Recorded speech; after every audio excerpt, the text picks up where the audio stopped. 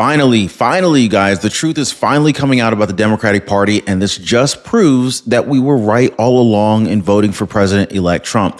Teamsters president Sean O'Brien, he went on Tucker Carlson just a few days ago, and he dropped the bomb about the failed Democratic vice president. In fact, obviously, we're talking about Kamala Harris here, but hold on to your seats, guys, because this reveals the sheer arrogance of Kamala Harris. Here, check this out. Joan introduces herself to Vice President Harris, says, "I'm Joan Corey.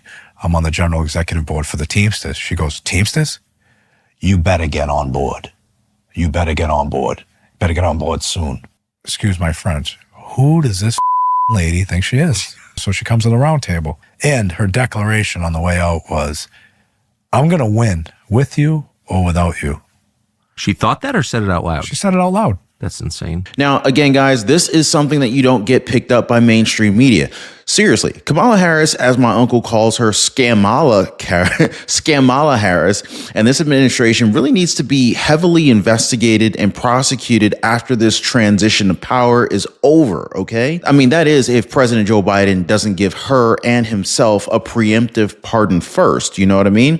But yeah, guys, this video of Teamsters president Sean O'Brien and Tucker Carlson just kind of validated exactly what we've known about the failed Democratic candidate. Power hungry, hateful, vindictive, lack of leadership, financially irresponsible, a fake, a phony, and a liar.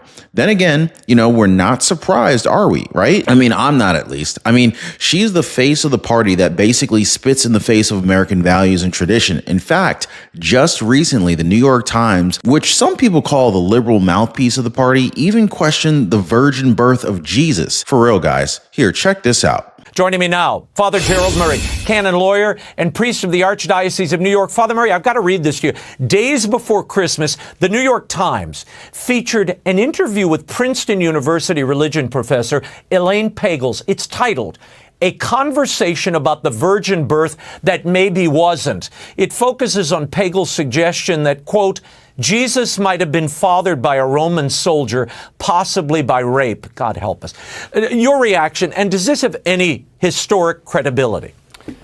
This is propaganda masquerading as history. You know, having read her comments, she basically infers all kinds of things. She makes judgments about the historicity or the historical value of the Gospels. She claims that Roman soldiers were raping women regularly in Nazareth area. And they found the name of a Roman soldier. Allegedly, this was his crime against the Virgin Mary. This is all nonsense and garbage. This is retread stuff. She's been doing this for many years. She's the author of a book on the Gnostic Gospels, which are false gospels that were created centuries after Christ lived and then died and rose. It's propaganda masquerading as history. And isn't it great? The New York Times, who has the sensitivity factory, must have been shut down because Christianity is coming under assault the week of Christmas. Honestly, guys, this is the kind of news that makes me even gladder that Trump won, because pretty soon these people, they're not going to be able to pull BS like this. Their sheer arrogance just makes me so mad sometimes. You know what I mean, guys? But yeah, we know we're not alone in our excitement for a great America again, right, guys? Even former Barack Obama economic advisor Robert Wolf had to admit that Americans overwhelmingly resonated with Trump's message in the election. Here, check this out. Well, there's a dark mood emerging among Democrats after their November election losses. One strategist telling the New York Times the party's brand is in the toilet, while Politico reports members of Progressive Focus Group feel that the party is, quote, weak and overly focused on diversity and elites. Let's bring in Caroline Downey, National Review staff writer, and Robert Wolf, former economic advisor to President Obama, 32 Advisors founder and CEO, and a Fox News contributor. Caroline, Robert, thank you for being here. Thank you, Jackie. Thanks for having me. Thanks, guys. So building off of Aisha's report, I mean, the government funding debacle was really stunning to me in just noticing sort of the lack of coordination among the Democrats on the messaging. I mean, there were divisions within the Republican ranks exposed, and nobody seized on it like we saw in past times. Robert, what do you think of that? Well, I probably wouldn't say they're in disarray. I probably see it a little differently. One, the nation spoke. Incoming President Trump won all the swing states. So from a national perspective, there's no question his message on the economy and on immigration resonated. Yeah, 77 million strong, right, guys? And we'll never get tired of repeating that, especially when you hear news like this. Teamsters president Sean O'Brien stunned Tucker Carlson when he revealed Kamala Harris told his own union vice president, "I'm going to win with you or without you." Now, if you guys remember, O'Brien made history when he declined to endorse Kamala Harris or Donald Trump in November. And now we're finally finding out the real reason why. He spoke about a meeting his Lieutenant Joan Corey had with Harris in June before Joe Biden dropped out of the race. After she introduced herself and said that she was with the Teamsters, well, Kamala Harris became demanding. The vice president told him that the Teamsters better get on board soon. After that, O'Brien brought up a meeting that his union leadership had with the then nominee Kamala Harris, where she was refusing to answer certain questions that they asked of every candidate. Now it gets worse, guys. According to O'Brien, Kamala Harris's declaration on the way out was, "I'm going to win with you or without you." You see, guys, the liberal media loves to say that Kamala Harris is the candidate of hope and joy, but I mean, we know the truth, don't we? As Tucker Carlson put it, "Damn, I thought I was arrogant." That's really arrogant. The Democratic presidential candidate in a nutshell. Ladies and gentlemen, hey, I don't know what else to tell you. And it wasn't just Kamala Harris O'Brien took down during that interview. He also confirmed what many people have believed of Joe Biden when he met with him. He said that they had Biden in there and they could tell just clearly he wasn't the man that he was. O'Brien said it was kind of sad. He even added that what they were trying to do to him, the Democratic Party, kind of looked like elder abuse to him. So here's what happened, guys. He said his union gave 16 questions to each candidate and Biden would only answer 5, whereas Trump and even the likes of Robert F. Kennedy Jr. and Cornel West, they would answer all 16. O'Brien said that Harris only answered 4 before making her shocking and eventually incorrect declaration that she would win. No wonder O'Brien didn't endorse anybody, right? In fact, they should thank him that he didn't endorse Trump. But yeah, at least this fully explains why the Teamsters president has been a thorn in the side of the Democrats, who usually counted on labor unions to kind of roll over and endorse regardless of circumstance in national and local elections. In October, O'Brien told podcaster Theo Vaughn that he's a Democrat and that they effed us over the last 40 years. And for once, they're standing up as a union saying, "What the F have you done for us?" Wow, guys, right? And like any other party who dares to question the cult, O'Brien was attacked by the left too. Never mind that he's been in office for over 2.5 years and they've given the Democratic machine $15.7 million. And honestly, I admire him for finally speaking up about this, right? He said that the people say that the Democratic Party is the party of working people, but they're actually bought and paid for by big tech. And now you got the Republicans who are now saying, hey, we want to be the working class party. And okay, you've got a great opportunity right now to do that. To Democrats, O'Brien's message was, if 60% of our members aren't supporting you, the freaking system is broken and you need to fix it. Stop pointing fingers at the Teamsters union and look in the mirror. Well, ain't that the truth, right? Now, like I said, guys, earlier, powerful union elected not to endorse either Donald Trump or Kamala Harris for president, which was a pretty stunning blow for the Democrats. The move came just weeks after O'Brien spoke at the Republican National Convention and days after Harris met with union leaders. But the non-endorsement was really what made a statement here. The Teamsters hasn't backed a Republican since 1988. It similarly did not endorse in 1976 or in 1996 during Bill Clinton's re-election campaign. It was also the only one of the nation's top 10 unions not to back Harris. Definitely a slap in the face of the Democratic presidential candidate for sure. Now, the real question is, was it deserved? Now, you tell me, guys. Drop a quick yes or no in the comments down below. Let me know your thoughts on this one. And while you're at it, don't forget to subscribe to the channel and tap that notification bell. That way you guys can stay updated on this and all of the other ways that matters to you and our soon to be great nation again. All right. So if you guys are all set with that, let's get back into this. So even Democrats themselves have started tearing down their own party. One person who chipped in during the final stretch of the race said that they were arrogant. Now, this was after having worked on 5 presidential campaigns. They said that they knew that this was going to be hard, but others acted like, they knew that they were going to win. Insiders also heaped blame on Obama campaign alums David Plouffe and Stephanie Cutter, saying that they tried an Obama play with a non-Obama candidate. A third Democratic source was even harsher and called the whole bunch effing idiots. Senator Joe Manchin was also previously a Democrat, but he declared himself an independent now. His parting words to his former party, the D brand has been so maligned from the standpoint of it's just toxic. He also said that he left the party because he no longer considered himself a Democrat in the form of what Democratic Party has turned itself into. You know who he's blaming? Progressive lawmakers who shifted the party's brand away from issues such as ensuring good jobs and good pay for Americans to instead focusing more on sensitive social issues like transgender rights and telling Americans what they can or what they can't do. Basically, Democrats have become the party that's going to tell you how to live your life from that far on. Biden administration official and former Chicago Mayor Rahm Emanuel, he said the same thing, that the Democratic Party has become distant and detached, even adopting what he's called an aloof elite image. And he even made some pretty good points in his opinion piece about the very same topic. He said that during the pandemic, Democrats abandoned their anti-establishment credentials and enthusiastically morphed into this establishment. He gave an example, saying that in following the science, the party shuttered schools and the economy. He even went further and said that with inflation stinging, school absenteeism skyrocketing, and students' academic scores plummeting, Democrats consumed themselves in debates over pronouns, bathroom access, and renaming schools and adopted terms such as care economy and the Latinx to win over voters. The result, a party that he described as distant and detached. And remember, guys,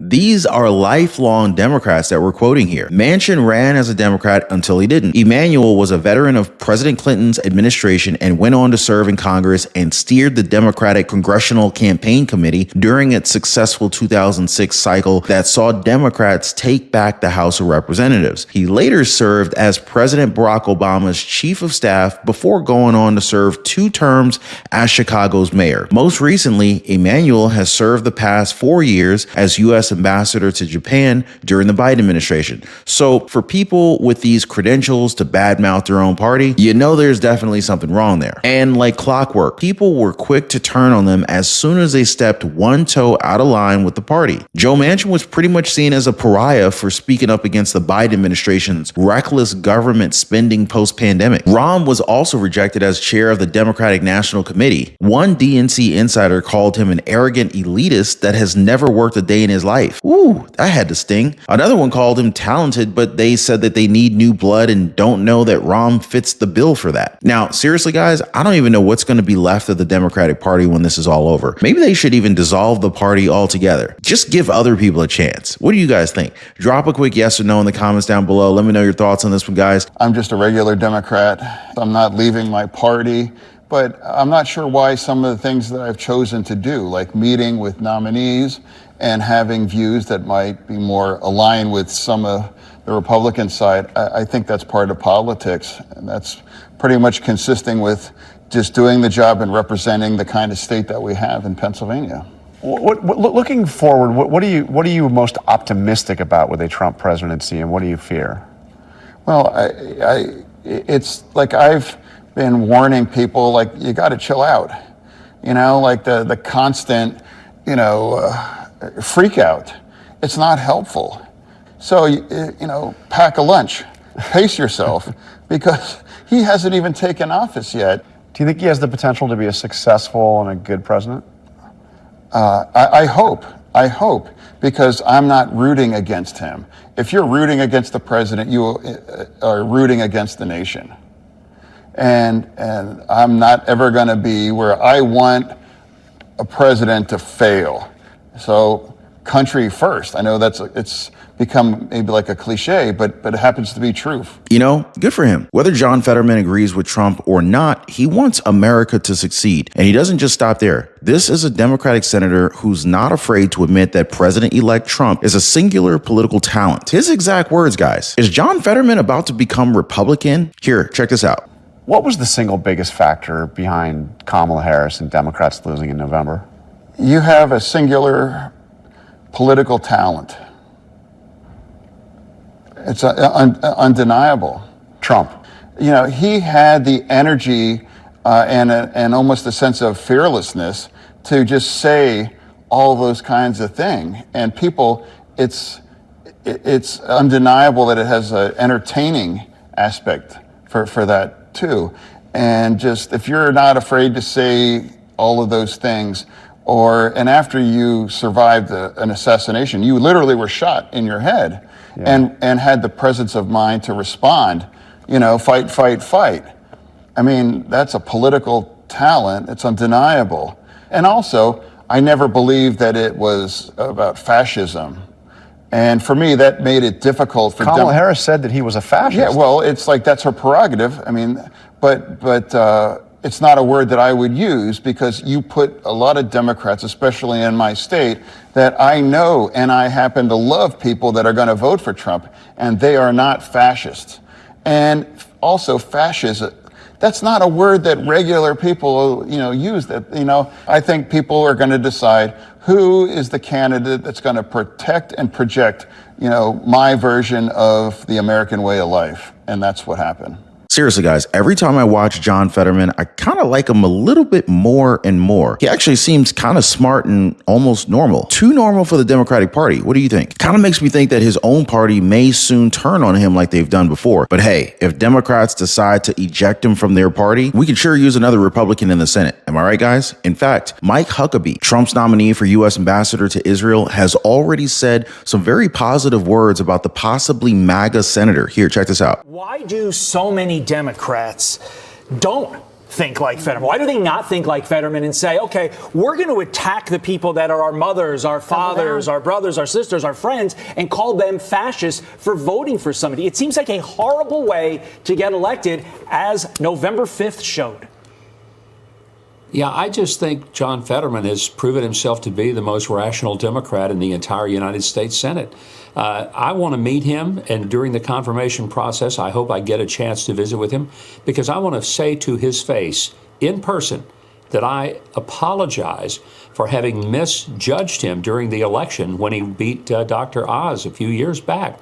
I thought, this guy's not together. But he is together. And when I listen to him, I think he's making more sense than all of the Democrats and most of the Republicans. I just find him refreshing. He's so darn transparent. And his comments there were spot on. Good for him. And I owe him a face-to-face apology for misjudging him. And I look forward to making it. Now, seriously, guys, I would love it if we finally hear about John Fetterman becoming the first Democratic senator to turn MAGA. I mean, he's already the first senator to go on Truth Social, the social media site of President-elect Donald Trump. In his first Truth, Fetterman advocated for Trump to be pardoned from the New York hush money case, for which he was found guilty of 34 felony counts. He gave his hot take, saying how it was kind of like Hunter Biden and that they were both bullshit. That part about Hunter Biden, I don't necessarily agree with, but he did make a good point when he said that weaponizing the judiciary for blatant partisan gain diminishes the collective faith in our institutions, and it sows further division. That's not a new opinion for Fetterman, who's been calling for Trump to be pardoned since President Joe Biden issued a sweeping pardon of his son Hunter Biden. But the platform which our president-elect launched in 2022 after being banned from Twitter is new. And speaking of Twitter, now called X, Senator Fetterman, unlike most Democrats, is not afraid to praise tech billionaire Elon Musk. In his own words, he admires Mr. Musk. As the senator explained, Elon Musk has been involved in very important parts of American society: AI, SpaceX, and other kinds of things. Fetterman said earlier this year that the SpaceX CEO has an appeal with a demographic that Democrats have a hard time identifying with. He even compared Elon Musk to Tony Stark from Marvel, Iron Man. He's the richest man, and he's undeniably a brilliant guy. He says Elon Musk may be on a different team, but that doesn't make him, Fetterman, an enemy, and he's not automatically going to become a critic. Elon Musk responded to Fetterman's remarks, saying that it's hard not to like Senator Fetterman. He puts country over party. And I agree. We're all about making our country great again. And if people like Fetterman are on board with that, then the more the merrier, right, guys? In fact, John Fetterman has even demonstrated on multiple occasions that he is willing to criticize his own party on issues. Recently, he's shown openness to confirming some of Trump's cabinet nominees when he returns to the White House in January. Now, that includes Mehmet Oz, the Republican that he beat in the general election for the Pennsylvania Senate seat. See, that's what I'm talking about here, guys. Country over party, MAGA unity. Right, guys? Drop a quick yes in the comments down below. Hit the like button to show your support for the work that we do here on the channel. Now, we're just starting our discussion today, so don't go anywhere, you guys. Just a quick reminder, if you haven't already, I highly recommend subscribing to the channel and turning on all notifications. That way you guys stay updated on what's happening with America right now. No BS, just cold hard facts. All right, let's get back to it. So now, Senator John Fetterman, he wasn't in Washington for the first Trump administration, but he has a few ideas about how Democrats should handle the second. He wants his party to accept its losses. He wants his party to chill out a little bit. And he wants his party to please stop with all the hot takes about what went wrong in November, since Democrats have 4 long years to figure it out. And this is a guy who knows what's up. Now, like I mentioned earlier, Fetterman, he's got some exposure. He's got some experience taking on President-elect Donald Trump's GOP. In fact, he won his seat in 2022 after overcoming a near fatal stroke, you guys, and beating the Trump-endorsed Dr. Mehmet Oz, who has since become the president-elect's pick to run Medicare. I definitely think that the guy is at least a man worth listening to at the very least. And he says that Democrats should actually start talking to people again, talking to working class voters. He said to have a conversation with anyone that's willing to have an honest conversation. He even gave some examples, saying how he's had conversations on Fox News and they've played him straight.